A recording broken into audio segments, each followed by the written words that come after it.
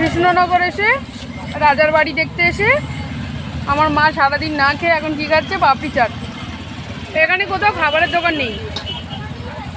খাবারের দোকান বলতে এখানে মানে হোটেল, ভাতের বা বিরিয়ানি যাই হোক যেগুলো খাবার, সেরকম খাবার পেট ভরার মতো কিছু নেই। আছে ফুচকা, তারপরে ওই এই যে পাপড়ি চাট, বাদাম, এইসব মানে দুপুরের লাঞ্চ বা সন্ধ্যার কিছু খাবার সেসব কিছু নেই। মানে মোদ্দা কথা কোনো হোটেল নেই খাবার মতো। আমরা তো দূর দূরান্তে ওই দিক থেকে ঘুরে এলাম, কোথাও নেই।